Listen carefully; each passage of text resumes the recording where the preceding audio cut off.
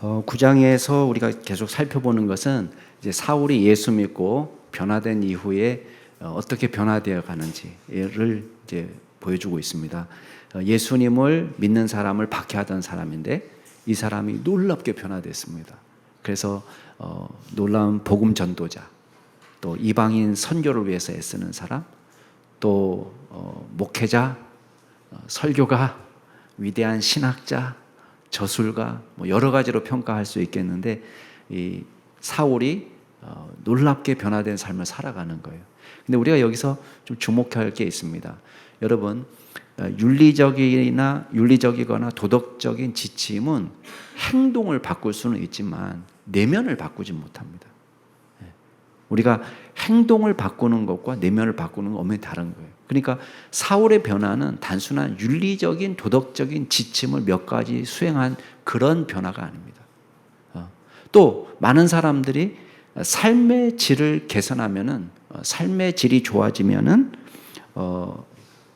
더 행복할 수 있다. 또 환경을 개선하면 더 행복할 수 있다. 이렇게 생각하는데 물론 그럴 수도 있습니다. 그렇지만 환경을 개선하고 삶의 질을 바꾸는 것이 이 사람의 내면을 바꾸고 구원을 가져다 주지는 못합니다.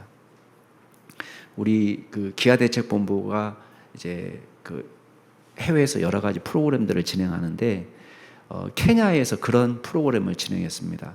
이제 소액 대출제, 그러니까 쉽게 말하면 $300나 $500 정도의 장사 미천을 무이자로 대출해 주는 거예요. 그래서 어떤 아주머니가 있는데 이 사람은 빵을 그냥 길거리에서 다니면서 빵을 파는 사람인데 아기가 5이 있는데 이 5 아이가 그걸로는 너무 모자란 거예요. 영양실조에 학교도 못 가, 신발도 제대로 신지 못하고 옷은 누더기 옷에 여러 가지 어려움을 이겨낼 수가 없는 것입니다. 그래서 이 소액 대출제, 이 장사 미천을 제공하는 이 프로젝트에 이 사람이 선정이 돼가지고 이제 돈을 제공한 겁니다. 근데 놀라운 변화가 생겼습니다. 3개월이 지난 다음에 이 사람이 이제 그냥 길거리 다니면서 빵을 팔던 사람이 이제 조그만 가게를 하나 오픈해가지고 이제 빵 장사를 하니까 석 달이 지나서 과거 소득의 5배를 벌게 된 거예요. 그건 부자가 된 거죠. 근데 찾아가 보니까 여전히 아이는 영양실조고 여전히 헐벗고 여전히 맨발에 여전히 학교를 안 다니고 있단 말이에요. 그러니까 돈은 5배로 늘어났는데 똑같은 일이 벌어지니까 이게 도대체 왜 그렇게 됐냐? 따져보니까 이 사람의 소득이 늘어난 것 같고 이 아줌마가 이제 담배 피우고 술 먹고 도박하고 이렇게 하면서 이 아이들에게도 써야 될 돈을 다 날려버린 거예요. 그래서 기아대책본부가 심각한 고민에 빠진 것입니다. 자신들의 사역의 한계를 느끼게 된 것이죠. 그러니까 환경을 개선해주고 삶의 질을 해결해주고 삶의 질을 개선하고 기아 문제를 해결해주고 이거 굉장히 중요한 문제입니다. 그렇지만 예수님을 인격적으로 만나지 못하면 이 사람의 내면의 변화나 구원은 일어나지 않는 것입니다. 사울의 변화를 한번 보시기 바랍니다. 사울은요 굉장히 특별한 체험을 했습니다. 예수님을 인격적으로 만났어요. 그리고 나서 어떤 철학과 어떤 사상도 바꿀 수 없는 사울의 내면에 놀라운 변화가 일어난 것입니다. 삶의 방향이 완전히 바뀌었어요. 턴한 겁니다. 그래서 방향이 바뀌고 내면이 변화되니까 구원 이전과는 비교할 수 없는 다른 삶을 살아가게 되는 것입니다. 오늘 사울에게 일어난 구원 이후에 일어난 변화를 우리가 살펴보면서 우리가 함께 복음에 대한 소망을 갖고 살아갈 수 있게 되기를 바랍니다. 오늘 3가지를 볼 건데요. 뭐냐면 첫 번째는 구원받은 성도에게 나타나는 첫 번째 변화는 인식의 변화예요. 믿음의 변화. 그 다음에 두 번째는 생활의 변화, 삶의 변화입니다. 세 번째는 영향력 있는 삶을 살게 되는 거예요. 열매 맺는 삶이 되는 거예요. 자, 3가지를 본다고 그랬습니다. 하나는 우리가 구원받고 예수님을 만나게 되면 인식의 변화가 생긴다. 두 번째는 우리의 삶이 변화된다. 세 번째는 열매 맺는 삶을 살게 된다는 거예요. 자, 첫 번째 우리가 볼 것은 구원받은 사람은, 성도에게는 인식의 변화가 생깁니다. 자, 바른 신앙 교리를 갖게 되는 것입니다. 대표적으로 사울은 예수님을 만난 다음에 예수님에 대한 인식이 달라졌어요. 과거에 자기가 생각했던 예수님과 다른 예수님을 믿게 되었습니다. 자, 많은 사람들이 혼동하는 것이 있습니다. 자, 기독교는 어떤 뜨거운 패션, 열정만 있으면 되냐. 그래서 자꾸 감성을 강조하는 사람들이 반지성적으로 나갑니다. 여러분, 기독교는 절대 반지성적인 종교가 아닙니다. C.S. 루이스가 그런 말을 했습니다. 하나님은 그 어떤 게으름뱅이보다도 지적 게으름뱅이를 더 미워하신다. 이렇게 말했어요. 제가 다시 한번 얘기해 드릴까요? 양심의 찔림이 되게. 하나님은 다른 어떤 게으름뱅이보다도 지적 게으름뱅이를 더 미워하신다는 거예요. 우리가 크리스찬으로 살겠다 이렇게 결심하면은 우리의 두뇌를, 우리의 이성을 하나님께 복종시켜야 되는 거예요. 주님의 말씀에 우리의 이성을 복종시키는 거예요. 그 일을 해야 됩니다. 구원받았다는 것은 영적 무지에서 벗어나서 진리의 인식에 이르렀다는 것입니다. 아, 목사님, 저는 가방끈이 짧아서 안 됩니다. 그게 관계 없습니다. 예수 믿고 구원받은 사람은 하나님의 말씀을 사랑하고 그 말씀으로 우리의 지식을 새롭게 하게 되어 있습니다. 여러분, 저희 고향 돌아가신 할머니가 그냥 정규 교육 과정이라고는 서당 조금 다닌 것밖에 없어요. 서당 조금 다닌 거. 뭐 소학교를 나오신 것도 아니고 그 글을 알고 계시니까 제가 기억하는 저희 할머니의 모습은 성경을 읽는 모습이에요. 성경. 떠듬떠듬 하면서 성경을 읽고 있는 모습을 저는 늘 보았습니다. 여러분, 베드로가 뭐라고 권면합니까? 오직 우리 주 곧 구주 예수 그리스도의 은혜와 그를 아는 지식에서 자라가라 이렇게 말했습니다. 하나님의 은혜를 우리가 깨닫고 주님을 알아가는 그 지식에서 자라가라고 말하고 있습니다. 여러분, 바울은 예수님 만나서 변화된 세 사람의 특징을 뭐라고 얘기하냐면은 자기를 창조하신 이의 형상을 따라서 지식에까지 새롭게 하심을 입은 자가 되는 거예요. 이게 크리스찬이에요. 여러분, 크리스찬은 나를 만들어주신 하나님의 형상을 따라서 지식에까지 새로움을 받는 사람, 이 사람이 크리스찬이에요. 우리가 새 사람을 입었다는 것은 그걸 말하는 것입니다. 바울이 다메섹에서 형제들과 함께 머물면서 회복의 시간을 갖습니다. 여러분, 19절 말씀 같이 한번 읽어볼까요? 19절 같이 읽겠습니다. 시작.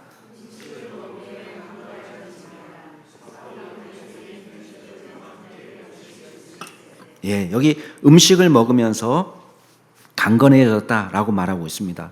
앞이 보이지 않던 사람이 이제 3일 동안 금식했잖아요. 금식하고 나중에 눈을 뜨게 되니까 음식을 먹고 강건해요. 그리고 다메섹에 있는 제자들과 함께 며칠을 함께 유하였다고 되어 있습니다. 뭐 했겠습니까? 그냥 밥만 먹었겠습니까? 아니에요.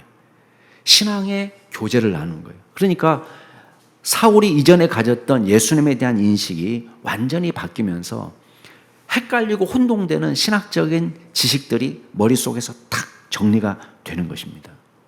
여러분, 우리가 예수 믿기 전에 만났던 친구들과 같이 어울려 다니면서 놀러 다니고 술을 마시고 교제하고, 그거하고 크리스찬의 성도의 교제가 다른 점이 뭐예요? 다른 점이 뭡니까? 우리가 예수 믿기 전에 사람들을 만났던 것을 교회 안에서만 하는 것인가요? 안 그래요. 성도의 사귐의 특징이 있습니다. 조금 수고스럽지만 성경을 찾아보겠습니다. 여기 잘 체크해 놓으시고 요한 1서 1장 3절로 가겠습니다. 요한 1서, 거의 신약의 끝에 요한 계시록 앞쪽에 있습니다. 요한 1, 2, 3서 있는데 요한 1서 1장 3절 보세요. 성도의 교제를 어떻게 이야기하고 있는지. 자, 요한일서 1장 3절 같이 읽겠습니다. 시작. 우리가 보고 들은 바를 너희에게도 전함은 너희로 우리와 사귐이 있게 하려 함이니 우리의 사귐은 아버지와 그의 아들 예수 그리스도와 더불어 누림이라. 크리스찬의 사귐은 어떤 사귐이냐? 하나님 아버지와 예수 그리스도 안에서의 사귐이라는 거예요. 그러니까 다른 그냥 놀러 다니고 밥 먹고 좋아하고 차 마시고 이것을 넘어서서 거룩한 성도의 교제 가운데 우리의 신앙이 성숙하게 되고 예수 그리스도에 대한 인식의 변화가 생긴 겁니다. 자, 바울이 예수님을 어떻게 이해하고 있느냐? 20절 말씀 한번 보세요. 다시 사도행전 9장 20절로 돌아오겠습니다. 같이 읽겠습니다. 시작. 즉시로 각 회당에서 예수가 하나님의 아들이심을 전파하니. 이게 바울에게 있는 놀라운 변화입니다. 예수님에 대한 인식의 변화. 옛날에는 예수님은 신성 모독자고 범죄자고 십자가에 달려 돌아가신 것은 마땅한 죽음이고 범죄자의 죽음이라고 이해했습니다. 그러나 이제는 예수님에 대한 인식이 달라졌어요. 예수님이 죽은 것은 단순히 신성 모독자의 죽음이 아니라 그분은 하나님의 아들로서 하나님과 죄인 사이에 대속의 제물로 우리를 하나님과 화해시키기 위한 죽음으로 인식이 바뀌게 된 것입니다. 로마서에서 뭐라고 말씀하고 있습니까? 곧 우리가 원수 되었을 때에 그의 아들의 죽으심으로 말미암아 예수님을 아들로 고백하는 거예요. 하나님의 아들이 죽으심으로 우리가 하나님과 화목하게 되었다.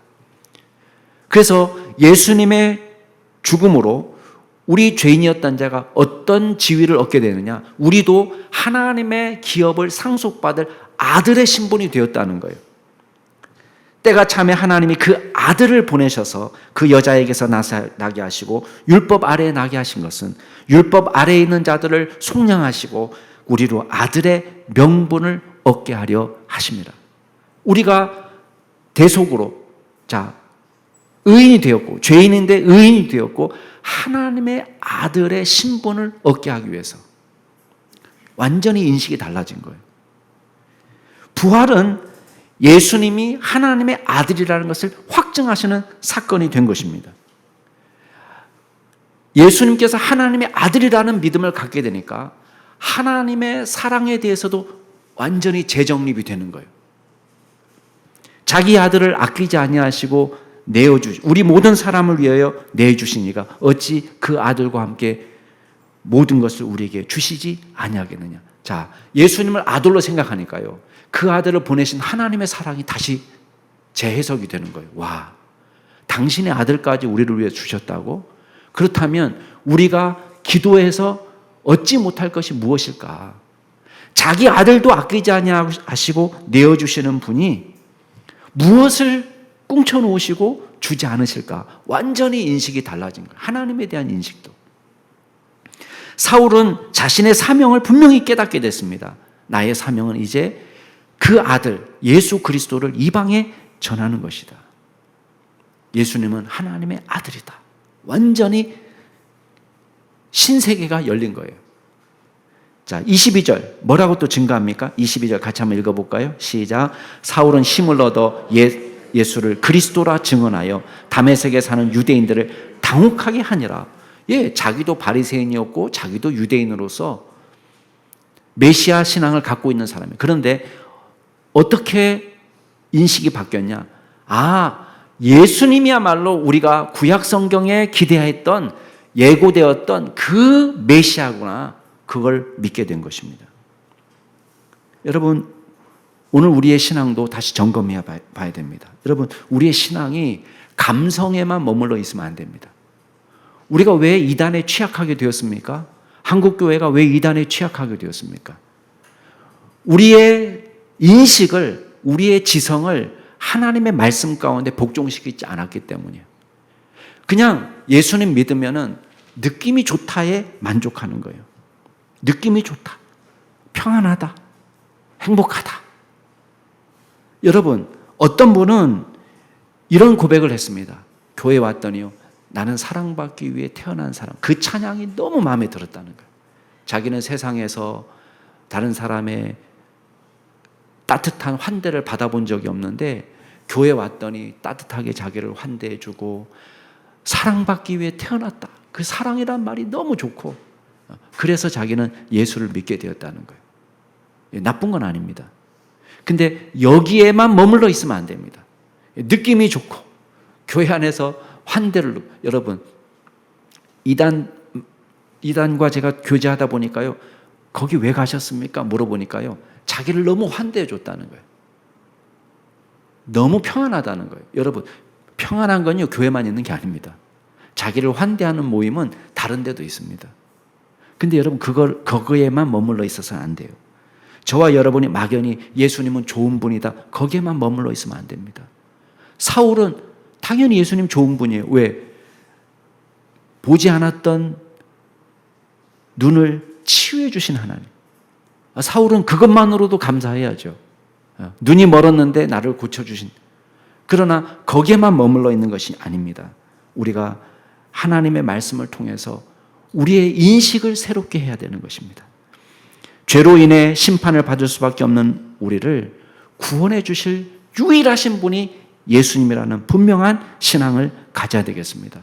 주님이 육신을 입고 이 땅에 오신 이유는 죄인을 대신하셔서 화목제물이 되기 위해서 오셨다는 분명한 인식을 가져야 되겠습니다. 죽은 자들 가운데서 부활하셔서 예수님께서 하나님의 아들이심을 확증해 주셨다는 것을 믿어야 되겠습니다. 우리 역시 예수님처럼 죽음을 이긴다는 소망을 갖게 되었다는 것을 믿어야 되겠습니다. 우리가 믿는 예수님은 어떤 분이십니까? 우리가 성경대로 믿고 있습니까? 아니면 막연히 좋은 분이라고 생각하고 있습니까? 성경적인 바른 신앙을 회복할 수 있는 저와 여러분이 되기를 바랍니다. 두 번째 우리가 기억할 것은 예수님을 진심으로 만난 성도는 구원 그 이후에 구체적인 삶의 변화를 경험하게 된다는 거예요. 우리 다음 주에도 얘기하겠지만 구원 이전과 구원 이후는요, 다를 수밖에 없습니다. 같지 않아요. 절대 같지 않습니다. 구체적으로 사울은 복음 전도자의 삶을 살고 있습니다. 복음의 능력이 나타나고 있어요. 여러분 잘 보세요. 20절 말씀 보세요. 20절 같이 읽을까요? 시작. 즉시로 각 회당에서 예수가 하나님의 아들임을 전파하는. 여기서 보면 즉시로라고 나와 있어요. 즉시로. 지금 예수님 만난 지 며칠이나 됐습니까? 예, 만난 지 며칠 안 됐는데도 즉시로 예수님의 증인으로 살고 있는 거예요. 우리가 고민합니다. 사울이 제대로 알고 전했을까? 물론 인식 차이는 있을 수 있다고 봅니다. 계속해서 사울이 그대로 머문 것이 아니라 계속해서 신앙의 성숙이 일어났을 거예요. 성화가 일어났을 거예요. 그러면 예수 믿고 얼마 지나지 않아서 아직 완벽하게 깨달은 것은 아니지만 그러나 우리는 복음 증거자로 살 수 있습니다. 여러분 빌립보서에 보면은요, 바울이 뭐라고 얘기했냐 아십니까? 우리가 어디까지 이르렀든지 그대로 행할 것이라 이랬습니다. 어디까지 이르렀든지. 내가 요만큼 더 배워서 더 많이 알아서 아니에요. 우리가 아는 수준에서 우리의 사역을 감당할 수 있습니다. 항상 우리가 도울 수 있는 사람은 널려 있습니다. 우리 주변에 나는 새신자입니다. 목사님, 저 초신자예요. 아직 교회 다닌 지 얼마 안 됐고 세례 받은 지 얼마 안 됐습니다. 걱정하지 마세요. 아직 교회 문턱에도 안 나온 사람들이 널려 있습니다. 우리가 도울 수 있는 일들은 너무너무 많습니다. 온전한 신앙의 성숙의 경지에까지 이르도록 우리가 다듬어서 물론 더 훌륭한 사역할 수 있습니다. 그러나 지금 우리가 어느 만큼 이르렀든지 즉시 그리스도의 증인으로 살 수 있어요. 그러니까 통계 보니까요, 예수 믿고 3년 안에 있는 사람이 전도 제일 많이 안 돼요. 초신자, 예수 믿고 얼마 안 됐는데 너무 은혜가 충만하니까요. 우리가 잘 얘기해서가 아니라 논리적으로 말해서가 아니라 그 복음의 열정을 가지고 한 분 한 분 만나서 소개한 예수님을 다른 사람들이 믿더라는 거예요. 사울도 회심 이후에요, 신학적으로 자신의 생각을 다듬는 시간들이 많이 필요했습니다. 우리 갈라디아서에 보면 아라비아에 갔다 오는 이야기가 나오잖아요. 아라비아 3년 동안 뭐 했을까? 많은 사람들이 고민합니다. 왜냐하면 그 이야기는 성경에 나오지 않으니까. 근데 많은 사람들이 짐작하기로 이 기간에 자신의 신학을 정립하고 하나님과 깊은 기도 가운데서 영적으로 성숙하게 되는 기간이었을 거다. 그렇게 짐작들을 합니다. 지난번에도 말했지만 지금 오늘 다소로 피난 가잖아요. 가이사랴에서 다소로 이제 핍박을 피해서 피신 가는데 그 다소에서 지난 10년의 기간이 성경에 기록되어 있지 않아요. 그럼 그 기간에 뭘 했을까? 많은 사람들이 고민하죠. 아마도 그 기간에 성경을 공부하고 기도하고 자신의 신앙이 성숙하게 되는 신학적인 지식을 다듬어가는 그런 시간으로 삼았을 거다. 그렇게 짐작들을 합니다. 그러나 여러분 보세요. 이 아라비아에서 기간 다소에서의 10년이 그냥 공부만 하는 시간이었느냐? 그렇지 않습니다. 이 기간에 왕성한 복음의 활동을 했다는 것을 우리가 짐작할 수 있습니다. 자, 보세요.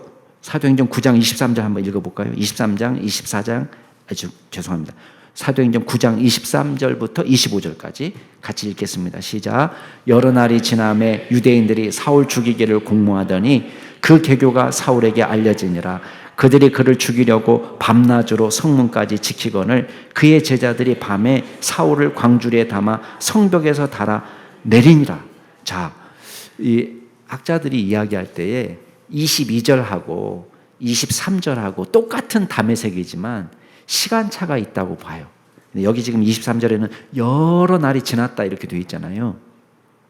그냥 며칠 지난 것이 아니라 상당한 기간이 지난 것으로 짐작합니다. 왜냐하면 다른 성경을 보면은 갈라디아서 보면은 다메섹에서 다메섹 도상에서 예수님 만나고 잠시 다메섹에 있다가 아라비아로 갔다 왔다는 거예요. 예루살렘으로 올라가기 전에 아라비아에 다녀왔다는 거예요. 그래서 아라비아에 다녀와서 한 3년이 지나서 예루살렘에 올라가는데 지금 여기 25절 이후에 26절부터 예루살렘으로 바로 가거든요. 그러니까 지금 여기 다메섹에서 23절부터 25절까지 일어난 이 사건은 아라비아를 갔다 온 사건으로 이해를 하는 거예요. 그러니까 여기 단순히 여러 날이 지나면은 그냥 단순히 며칠 지난 것이 아니라 적어도 3년 정도는 지난 걸로 이해를 하는 거예요. 근데 지금 어떤 일이 벌어졌냐면 다메섹에서 너무 열심히 복음을 전하니까 사울을 죽이려는 사람이 공모를 하고 성문을 지키면서 여기 드나들 때에 어떻게든 죽이겠다고 결심해가지고 작당을 하고 모여있던 사람도 있으니까 도저히 도망을 못 간 거예요. 그래서 광주리에다가 매달아가지고 성벽에서 내리는 그런 장면이 나온 거예요. 근데 이 똑같은 이야기가 어디 나오냐면 고린도 후서에 나와요. 자, 한번 찾아볼까요? 고린도 후서 11장. 여기 딱 체크해 놓으시고 고린도 후서 11장으로 가겠습니다.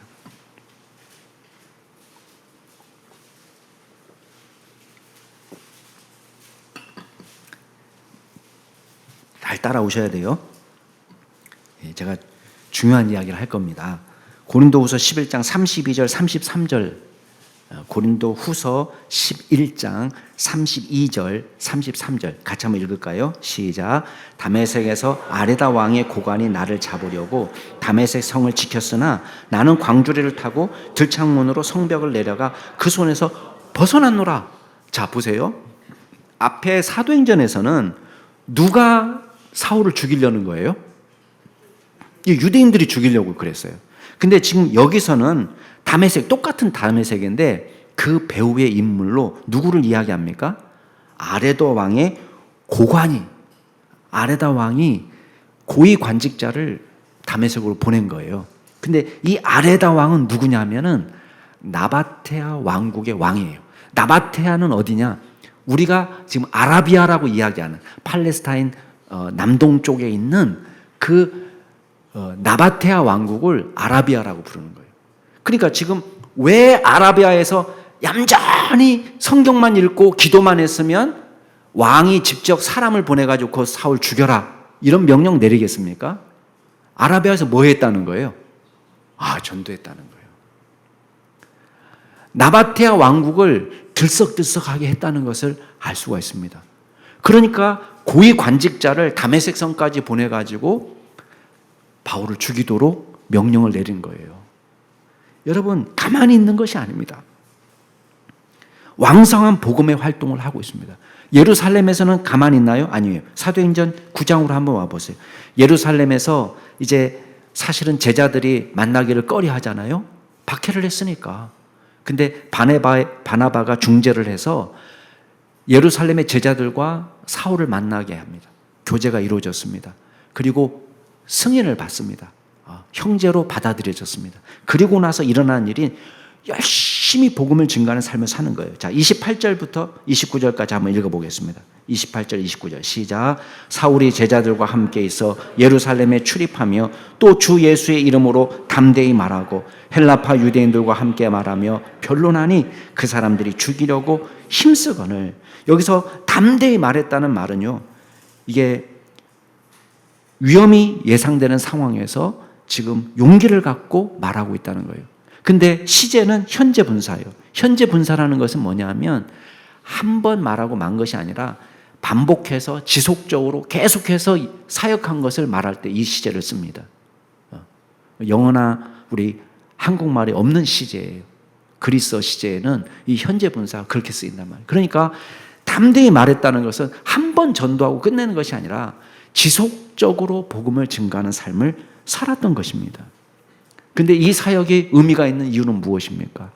고난받는 상황 속에서, 여러분 편한 환경에서 이 일을 한 것이 아닙니다. 아나니의 예언대로 수많은 고난을 받습니다. 다메섹에서도 죽을 뻔했습니다. 예루살렘에서도 헬라파 유대인들이 사울을 죽이기 위해서 애를 쓰고 있습니다. 그래서 9장 30절에 보면은 형제들이 이것을 알고 어떻게 하고 있습니까? 급기야 가이사랴로 데리고 내려가서 다소로 피난을 보냈습니다. 여러분, 이러한 극적인 변화는 단순히 캠페인이나 구호로 되는 것이 아닙니다. 우리 전도합시다! 이렇게 해서 되는 게 아닙니다. 어떻게 전도하는지 노하우를 전수하는 것도 중요합니다. 그러나 더 중요한 것은 우리가 예수님을 깊이 만나면 만날수록, 우리가 주님을 더 깊이 믿으면 믿을수록, 주님의 은혜를 더 깊이 알면 알수록, 여러분 구원 이전과 이후는 완전히 다른 삶을 살게 되는 것입니다. 여러분 북한에서 살다 오신 분들이요 이런 고백을 하더라고요. 천국이 따로 없더라. 여기 대한민국에 오니까 여기가 천국이더라. 이 사람들은요, 우리가 60년대 삶을 살았던 분들 계시죠. 60년, 물론 60년 태어나지 않은 분도 계시지만 60년대 삶을 살았던 분들이 갑자기 2020년대에 온 거예요. 생각해 보세요. 50년, 60년을 확 뛰어가지고 세상이 바뀌니까 그냥 자기네 살 때 북한에서도 한국 잘 산다, 잘 산다 그 말은 들었다는 거예요. 잘 산다. 근데 이게 상상을 초월하는, 자기네가 잘 산다는 것은 어떤 걸 생각하냐면 이 팝에 고깃국을 배불리 먹을 수 있는 사회를 생각한 거예요. 그게 잘 사는 사회인 거예요. 그게 와서 봤는데 여러분 얼마나 놀라겠습니까?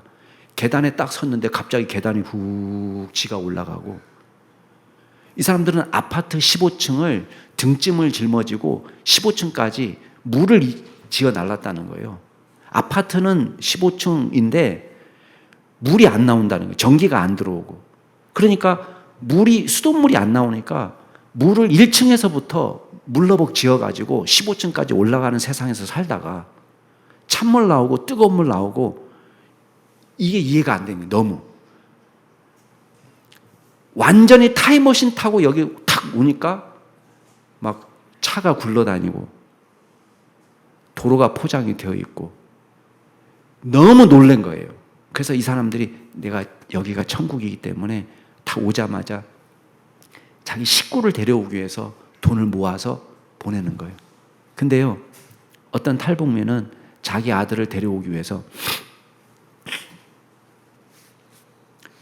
브로커한테 사기를 계속 당하는 거예요.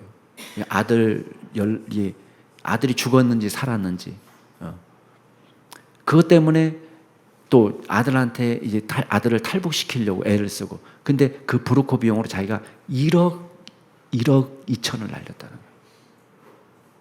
우리가 생각할 땐 사기인 줄 뻔히 알면서 돈을 보내는 경우도 있더라는 거예요. 왜? 아들의 생사도 확인하고 아들을 건져내기 위해서. 여러분, 이 사람들한테는 대한민국이 천국이라고 말하지만 우리는 생각해 보세요. 대한민국이 복음입니까? 아니에요.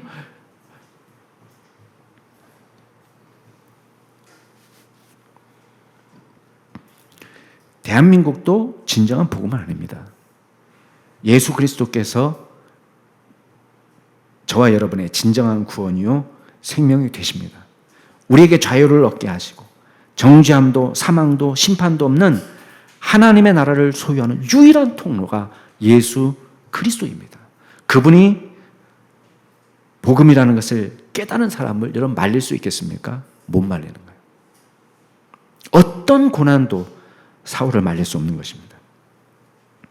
마지막으로 구원받은 성도는 열매 맺는 삶을 살게 됩니다. 예외가 없습니다. 열매의 비결은 무엇입니까? 나무가 건강하기 때문에 열매 맺는 거예요. 생명이 있기 때문에 열매를 맺는 것입니다. 마태복음 7장에 보면 좋은 나무마다 아름다운 열매를 맺는다 그랬습니다. 예수님께서는 열매 맺는 사람의 특징은 뭐냐? 그 사람이 내 안에 거하고 예수님 안에 거하고 내가 그 안에 거할 때 그 사람이 열매를 많이 맺나니 나를 떠나서는 너희가 아무것도 할 수 없다 말했습니다. 예수 안에 살아가는 인생, 열매 맺는 삶을 사는 거예요. 사울의 삶을 한번 보세요. 가는 곳마다 열매 맺는 삶을 삽니다. 여러분, 가장 먼저 사역한 곳이 어디입니까? 다메섹입니다. 예수 믿은 지 얼마 안 됐습니다. 근데요, 벌써 보세요. 24절 한번 보시면 죽이려는 계교를 사울에게 알려주는 사람이 있습니다. 어떤 사람이에요? 사울에게 호의를 갖고 있는 사람이에요. 25절에는 급기야 뭐라고 되어 있습니까? 그의 제자들이라고 되어 있습니다. 아이고야, 지금 사울에게 제자들이 생겼습니다. 예수 믿고 변화되니까 자기만 구원받는 것이 아니라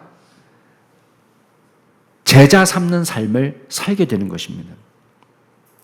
뿐만 아니라 우리가 잘 아는 대로 사울이 가는 곳마다 교회가 세워집니다. 예. 여러분, 우리가 돌아다니는 데마다 우리가 남기는 게 뭐예요? 여러분, 뭘 남길 수 있습니까? 물론 뭐 여기 왔다 간 걸 기념으로 화장실에 가서 이제 한 덩이를 떨어뜨리고 나올 수도 있지만, 예. 저 바울은 움직이는 곳마다 교회가 세워지는 거예요. 여러분, 심지어는 가장 사람들이 실패한 것처럼 보이는 아덴에서까지 열매가 있습니다. 여러분, 사도행전 17장 가면 나중에 우리 공부하겠지만 그곳에서 아레아바고에서 설교했을 때 아레아바고 관리 디오누시오, 이 사람이 예수 믿었어요. 그러니까 우리로 하면은 아레오바고 법정의 판사가 예수를 믿은 거예요. 그리고 많은 귀부인들, 다말이라 하는 여자, 또 그 외에 여러 사람들이 예수 믿었다고 이야기하고 있습니다. 여러분, 아테네가 쉬운 곳이 아닙니다. 소크라테스도 거기에서 말 잘못했다가 죽었어요. 근데 여러분, 그곳에서 사울이 복음을 전했는데 변화가, 열매가 생기는 거예요. 주를 경외하는 사람들과 성령의 위로로 그 수가 더 많아졌다는 말씀이 31절에 있습니다. 여러분 같이 한번 읽어볼까요? 31절 같이 한번 읽겠습니다. 시작. 그리하여 온 유대와 갈릴리와 사마리아와 교회가 평안하여 든든히 서가고 주를 경외함과 성령의 위로로 진행하여 수가 많아집니다. 여기 교회가 평안하게 되었어요. 왜? 이제 사울이 더 이상 박해의 주모자가 아니라 어떤 사람이 됐습니까? 복음 전도자가 되었어요. 교회가 평안하게 되니까요, 부흥하게 되었습니다. 저는 교회가 평안하게만 해도 부흥한다고 믿어요. 예. 이게 되게 중요한 거거든요. 오늘날 교회를 보세요. 막 싸우고 서로 미워하고 분파가 생기고, 예. 망조죠, 망조. 근데 교회가요, 평안하기만 해도 부흥합니다. 평안하기만 해도. 근데 여기 두 가지 더 요소가 플러스 되는데 뭐가 있습니까? 주를 경외함. 그 다음에 두 번째는 성령의 위로가 나타났어요. 주를 경외함 뭡니까? 한마디로 말하면 건강한 교회라는 것은 주님을 경외하는 사람들이 모여있는 공동체라는 거예요. 그러니까 주님을 경유하는 사람들이 있으니까 자기 거를 생각하는 것이 아니라 하나님의 거를 먼저 생각하는 거예요. 그러니까 신실하죠. 사익이 없어요. 그러니까 바나바는 어떻습니까? 바나바는 예루살렘에서 사울이 수용되지 못하자 자기가 적극 나서가지고 사도들, 제자들과 만날 수 있도록 주선합니다. 이런 사람이 어디 있습니까? 여기 27절 말씀 한번 읽어보세요. 27절 보면은 바나바가 데리고 사도들에게 가서 이렇게 되어 있죠. 데리고라는 말은 우리말로는 그렇게 번역되어 있지만 꽉 잡아서 붙잡아서 데리고 갔다는 그런 의미예요. 그러니까 쉽게 말하면 강제로 바나바가 강제로 사울을 탁 데리고 가가지고 사도들에게 소개시켜 준 거예요. 여러분 오늘날 우리는 자기보다 잘난 사람을 참지 못하는 풍조가 얼마나 강합니까? 근데 바나바는요 사울의 인물됨을 알아보고 이 사람 꼭 복음을 위해 필요한 사람이다. 그래서 자기의 명예를 걸고 이 사람을 소개해 줄 정도로 복음만 생각하는 사람입니다. 주를 경외하는 사람이죠. 그리고 성령의 위로가 있었다고 되어 있습니다. 성령의 위로는 뭡니까? 성령의 역사가 나타나는 교회. 여러분 보세요. 성령의 위로가 없으면요, 교회 모든 프로그램은 율법적인 사역, 관습적인 사역이 되어버립니다. 자, 대한민국 전국에 있는 교회, 전 세계에 있는 교회 다 예배가 있고요, 기도도 있고요, 성찬식도 있고 다 그렇습니다. 근데 왜 어떤 교회는 부흥하고 어떤 교회는 정체되어 있을까요? 프로그램의 문제가 아니에요. 예배의 문제가 아니라 성령의 위로가 있느냐, 성령의 역사가 있는가. 저와 여러분이 성령의 사람, 성령 충만한 사람이 되어야 될 줄로 믿습니다. 사랑하는 우리 성도 여러분, 자, 아까 우리 앞에서 봤던 그 아주머니 기억나시나요? 빵공장 하는 아주머니. 심각한 고민에 빠진 거예요. 이 문제를 어떻게 해결할까? 그러다가요, 기아대책본부에서 이 아주머니를 찾아갔습니다. 그래서 복음을 전했어요. 건강한 교회로 인도하고 지역교회에서 성경 공부를 하게 하고 믿음이 자라게 되었습니다. 얼마 후에 가보니까요, 아이들이 영양실조가 싹 고쳐졌어요. 애들이 멀끔하게 입고 있고 학교에 다니게 된 거예요. 그리고 어떤 변화가 나타나는 거예요? 애들 잘 먹여주세요. 이게 뭡니까? 잘 좀 빨아 입히세요. 옷 좀 사주세요. 부자가 됐잖아요. 술 끊으세요. 담배 끊으세요. 도박 끊으세요. 이렇게 말하지 않았어요. 근데 예수님을 만나니까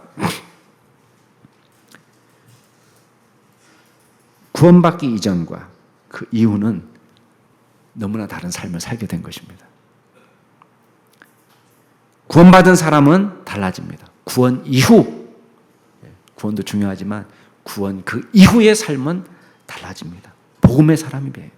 열매를 맺는 사람이 됩니다. 믿음이 성장합니다. 오늘 말씀은 우리에게 건강한 교회가 어떻게 변화되는지를 보여주고 있습니다. 온 유대와 갈릴리와 사마리아 교회가 평안하여 든든히 서가고 주를 경외함과 성령의 위로로 진행하여 수가 더 많아지니라. 아멘. 함께 기도하겠습니다. 이 시간 기도하실 때에 지식에까지 자라는 올바른 믿음의 인식에 이르도록 복음 전도자로 살아갈 수 있도록 위해서 기도하시고, 주를 경외함과 성령의 위로가 이 남양 중심교회 충만하게 나타나도록 함께 말씀을 기억하면서 기도하시겠습니다. 기도하겠습니다.